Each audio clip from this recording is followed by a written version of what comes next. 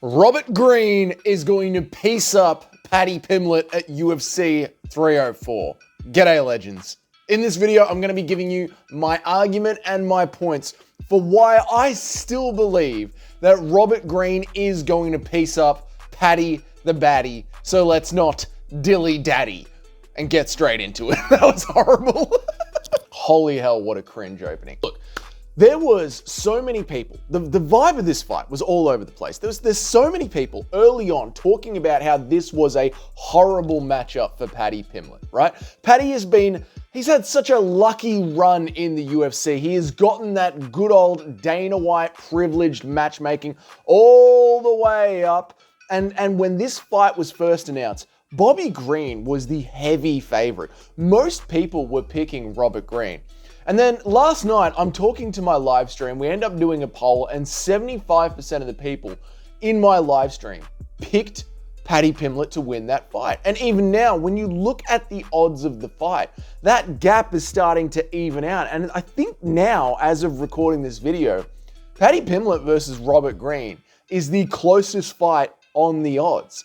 And why is that? Why was he so long ago? People were so happy to be picking Robert Greene, but now people are picking Paddy Pimblett. I think it's because he went ahead and did the Guru interview.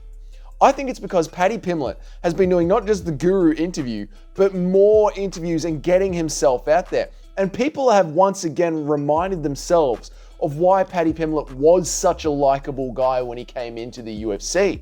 Not only that, he's likable, he has a laugh, but he speaks very confidently as well. And he speaks confidently about how he's going to win this fight.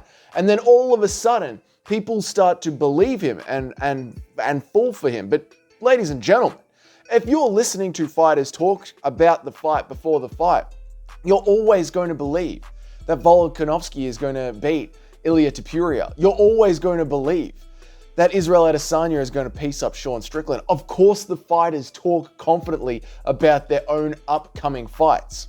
And just because he's likable, again, guys, I am all about picking someone because they're super likable and you are a fan of them. But that doesn't mean that Dustin Poirier is going to be able to just sleep Islam Makhachev. That's delusional. So I get it. So what I'm saying is I get it. I've been guilty of it myself in the past. But just because Paddy Pimblett has reminded us that he is a likable guy doesn't mean that his skill set has changed from 4 months ago when Robert Greene beating up Paddy Pimblett was an incredibly obvious choice. Number one, Paddy gets hit. He gets hit a lot and he gets hit often. Every single one of his fights, there have been great shots that have landed on Paddy Pimblett, and he will have to go and lean on his grappling to get himself out of that situation. Then you hear him talk on interviews and he uses his hair as his excuse. Now listen, it's like when Volk used to nod at his opponents whenever they hit him. And then at presses, Volk would say that he did notice that he did that, but they didn't really hurt. He was just acknowledging when a good shot landed and he was going to stop doing that. Well, Volk acknowledging his mistakes and acknowledging getting hit didn't stop Ilia Topuria from landing on him. When a fighter is just coming up with an excuse for why they're getting hit, rather than actually putting their chin down and working on not getting hit, it tends to go badly for that particular fighter. So I don't think it's just because Paddy Pimblett's hair was flopping around all over the place that it looked like he was getting hit with good shots. He was getting hit with good shots. Another argument that people who are picking Paddy Pimblett want to put out there is that Paddy Pimblett has more experience than he looks like that he has. He has a lot of fights in Cage Warriors. But that argument tends to go both ways. Robert has been in the UFC the entire time that Paddy Pimblett was in Cage Warriors. He's been in the UFC for like 11 years. He was a squire and now worked himself up to be the prince of the lightweight division. One of the hardest divisions in all of combat sports. He has always been in that top 15 to top 7 level of experience with high level strikers and grapplers. Don't forget who Bobby Greene has shared the cage with. We're talking the Islam Makhachevs, we're talking the Poiriers. Speaking of Islam Makhachev, let's talk about Paddy Pimblett's grappling. People have been saying Paddy Pimblett's got great grappling and great judo throws. That's fine. That's not the first good grappler that Robert has had to work against. But Paddy Pimblett's grappling is almost a defensive level of grappling, very similar to Charles Oliveira. He uses it defensively when he gets rocked from being hit. So that leads to the point that Robert Greene is going to be hitting Paddy Pimblett. The next one is the style of the fight. You know, Paddy's going to hang around on the outside and force Robert Greene to come to him. Well, that's Bobby's game plan. So what are they going to be doing? Just both bouncing around on the outside, waiting for the other guy to engage, while the crowd starts to boo, while the hometown crowd starts to boo and boo and boo. There's one thing that we've learned from the Paddy Pimblett interviews. It's that he's very aware of how the audience is starting to view him, which means he's also very aware that he's starting to be liked by the audience again. So Paddy Pimblett's going to be in there dancing around the outside, getting booed, waiting for Robert to be the one to crash in when Bobby Greene is the one who is the counter striker. Those boos are going to build and build and build. And Paddy Pimblett has rushed in on his opponents with big combos before. We've seen him do it plenty of times. That's when Robert is going to be able to land those slick counters. And Paddy will want to get one back. And now you've got Paddy rushing forward while Robert, the prince of striking in the lightweight division, does his thing and pieces him up from the outside. Bobby is going to piece up Paddy Pimblett and be the one doing the counter shots while Paddy needs to rush in. Paddy has spoken about how it's going to be his grappling. You have all spoken about how it's going to be his grappling. That is the game plan for Robert Greene. Well, if you are a grappler, that means that you need to be in close enough to get your hands on your opponent. And if you are in close enough to get your hands on your opponent, you're in close enough for Robert Greene to bring his hands up from his hips, which he likes to carry them down at, and throw those big nasty counters. So, no, Scousers do not get knocked out, but we have seen in the past that Scousers get pieced up. And that is Robert Greene's entire game plan.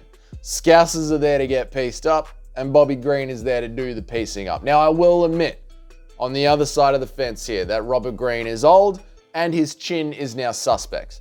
But that is what happens when you've been in the UFC lightweight division for 11 years. Your chin is going to get a little bit glassy.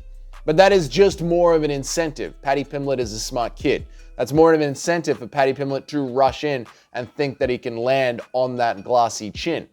That is more of room for Robert Greene to work in the area that he likes to work in and land those counters. With age comes the disadvantage of speed for Robert.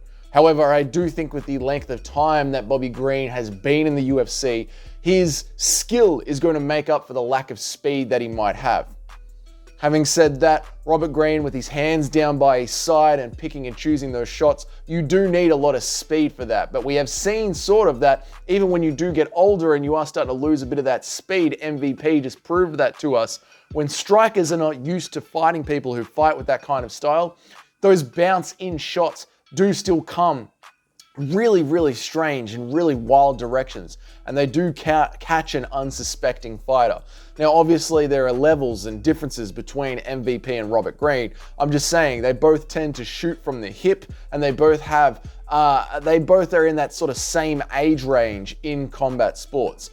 And MVP just had success with it against Ian Garry. Ian Garry was losing on the feet, had to end up grappling and go to the ground. This might be a similar sort of fight, except I do believe that Bobby Greene's get-ups and counter-grappling are far better than MVP's.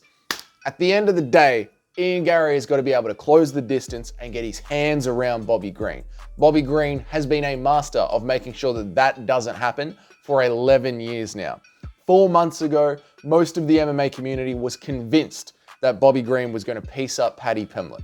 And just because Paddy Pimblett's done a couple of interviews and reminded us that he is a likable guy, and he is, doesn't change the fact that Paddy's got to rush in and Bobby's got to dance around the outside, and that is exactly what is going to happen. It is going to be 30-27 to Bobby Greene by the end of the night at UFC 304. Let me know what you think about that down there in the comments. I will be live for the entire fight. So, if you can be bothered to come in and listen to my gloating, make sure to come in and listen to my gloating at the end of the stream. Come in and say hi. I know everyone else is going to be streaming, but feel free to dance around, pop in and say hi. Until then, I will see you all in the very next video. You guys have a great day.